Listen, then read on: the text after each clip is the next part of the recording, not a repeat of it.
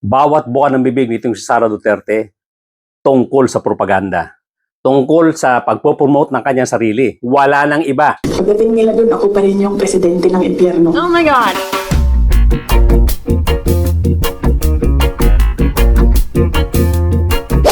Doon po sa mga bago lang dito sa aking channel, kindly subscribe, kindly hit the notification bell, pati na rin yung like button, at pakishare na rin po para lumaki ang ating community. At tuloy-tuloy na po tayo sa ating topic for today. Yun lang ang bukang bibig niya. Propaganda. Kung paanong ipopromote ang kanyang sarili na puro kasinungalingan. Narinig nyo na ba itong latest na sinasabi niya na binibigay ko ang buhay ko at ang buong pagkatao ko sa bayan. Oh my God! Dapat itong ganitong klaseng propaganda, ginagawa nyo na lang sa group chat nyo mga DDS. Kasi wala namang maniniwala dyan kundi kayo-kayo rin. For the sake of propaganda. At saka doon sa mga taong hindi aware at doon sa mga taong hindi nai-inform tungkol sa mga kalokohang pinagagawa nitong si Sara Duterte. Napakadali nila ako tanggalin sa pwesto as mayor. Ngayon, hindi nila ako matanggal. They can drag me to hell. Pagdating nila doon, ako pa rin yung presidente ng impyerno. Isipin mo, iaalay daw ang buhay niya para sa bayan. Pero, nung iniimbestigahan siya doon sa Kongreso, tungkol doon sa 125 million yata yun, 100 plus million, na naubos hanggang ngayon hindi maipaliwanag sa loob ng 11 days. Sara Duterte, Vice President ka. Pera ng mamamayang Pilipino yon, hindi sa'yo. Ayaw mong ipaliwanag ng maayos. Yung mga resibong ginawa nyo, puro peke. Kaya nga sumikat itong si Mary Grace Piatos. Kasi isa sa mga pangalan na lumabas yan. Bukod pa doon sa libu-libong mga pangalan na puro peke, na mga inimbento nyo. Accountability yan ng isang public official na dapat ginagawa nyo, pinanumpaan nyo. Ngayon, sinasabi mo, iaalay mo ang buhay mo para sa bayan, shit ka! Paano mong iaalay ang buhay mo sa bayan? Yung simpleng-simpleng pag-a-account, pagpapakita ng sincerity sa iyong accountability, hindi mo magawa. Puro ka buladas, puro ka propaganda. Ang tiyaga talaga ng inyong propaganda machine. Yung mga itinuturo sa'yo, lahat ng mga pinapalabas dyan sa television, na mga turo ng inyong PR firm, nakakainis pakinggan, nakakadugo ng tenga. Puro kasinungalingan. Of course, para tayo sa good governance. At pinagbibigyan natin ng tsansa itong si PBBM tungkol ngayon sa investigasyon. Na of course, maraming hindi pa rin naniniwala.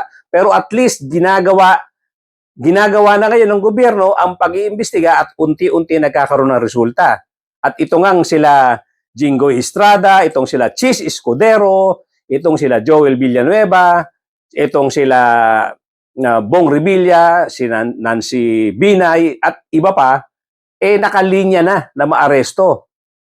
Itong December 15 daw. More or less, mga ganong petsa. Pero, more or less yan. Pero ang sinasabi natin dito, ginagawa ng gobyerno ang trabaho nila. Kaya nga, kung hindi man tayo naniniwala 100% kay PBBM, meron namang nangyayari. At siyempre, tayong mga mamamayan, hindi pa rin naman tayo kontento dyan. Meron pa tayong gustong makita na dapat trabahuin ng gobyerno. Pero, ang sinasabi ko naman, itong mga DDS na nagpipilit na gusto agad maiupo si Sara Duterte, maghintay kayo. Huwag niyong sabihin takot kami. Huwag niyong sabihin kami ay sobrang bilib dyan kay Sara Duterte na siya ang mananalo sa 2028 election. Hindi kayo nakakasiguro dyan. Dahil lumalabas na ang lahat ng baho ng inyong goddess, itong inyong poon na si Sara Duterte. At hindi pa tayo nakakasiguro kung yan ay hindi maaresto. Dahil nga sa mga pinagagawa niyang illegal. Huwag kayong masyadong magyabang na itong manok ninyo ang siguradong panalo na sa eleksyon. Unang-una nga, hindi pa natin sure kung yan ay makakatakbo pa sa eleksyon. Dahil nanganganib yan na maaresto.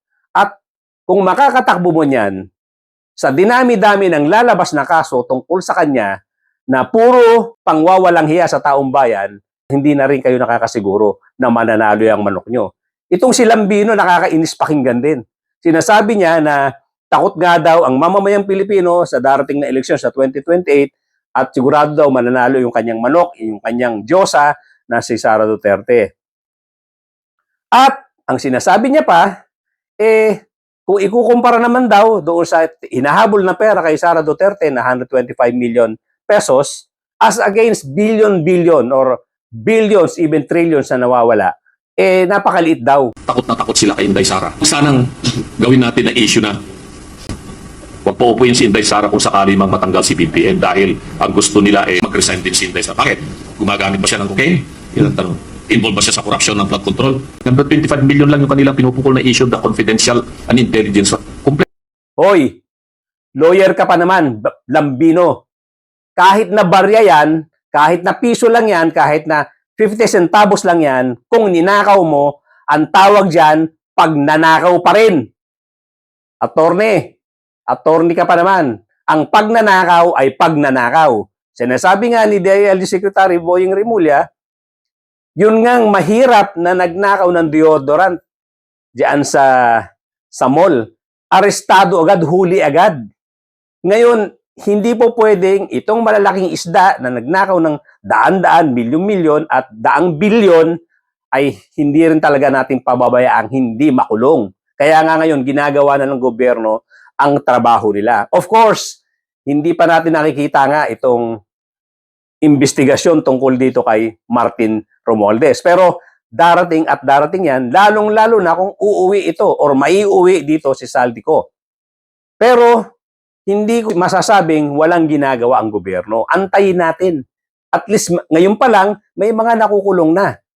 At ang tungkol dito kay Martin Romualdez, kahit naman sino siguro nandun sa mataas na posisyon, gagawin at gagawin mo malamang yung ginawa ni Martin Romualdez na pag-iingat. Kaya hindi ganun kadali maghanap ng ebidensya. Itong si Chis Escudero, dahil sa kahambugan niya, sa kayabangan niya, hindi nag-ingat. Yun, mas madali siyang nahanapan ng ebidensya. Pero itong si Martin Romualdez, naiintindihan ko yan, kaya ganyang medyo nahihirapan ng mga nag-iimbestiga, hindi mai-connect. Walang makita pang ebidensya unless nga pauwi dito si Saldico.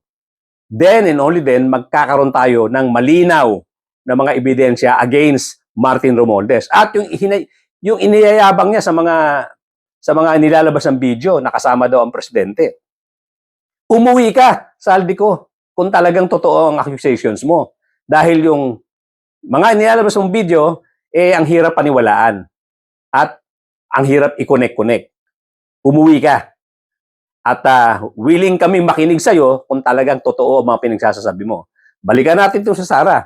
Again, yung mga drama ni Sara Duterte na talagang, sabi ko nga, every time na bubuka ang bibig nito, kasama na yung mga pagbuka ng bibig ng mga DDS supporters, lalo na itong sila Harry Roque at iba pa, itong sila Attorney Lambino, puro puro orchestrated, puro propaganda.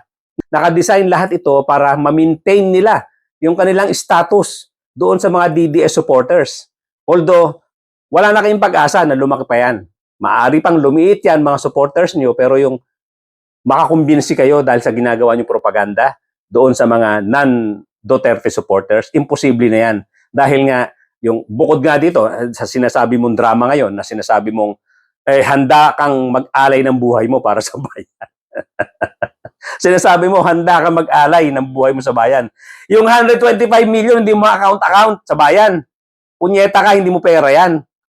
Tapos sasabihin mo ngayon, iaalay mo ang buhay mo, punyeta. Ha, Sara Duterte? Tigilan nyo na nga yung mga ganyan drama.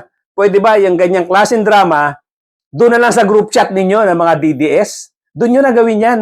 Nakakainis pakinggan eh. Although, nakakatulong din naman para nagkakaroon kami ng mga content para makapag-create kami ng content, makapag-komento kami. Pero ang nakakainis talagang pakinggan, itong Lambino na to, sabihin niya, 125 million lang yan. Yung iba, bilyon-bilyon. Tinamaan ka na magaling. Ang nakaw-nakaw. Ito ang isipin mong maigi, ha? Attorney Lambino. Siguro sobra-sobra lambing nito. Ngayon, 125 million in 11 days. 11 days lang yan. Ibig sabihin yan, pag binigyan niya ng 1 year, gaano kalaking pera yan mawawala. Pag binigyan natin ng 6 na taon yan si Sara Duterte dito sa ating bayan, ibig sabihin yan, gaano kalaki, ilang trilyon ang kaya niyang ubusin na hindi niya na ipaliliwanag sa bayan. Hindi ba? Dahil ngayon, 11 days, inubos niya yung 125 million.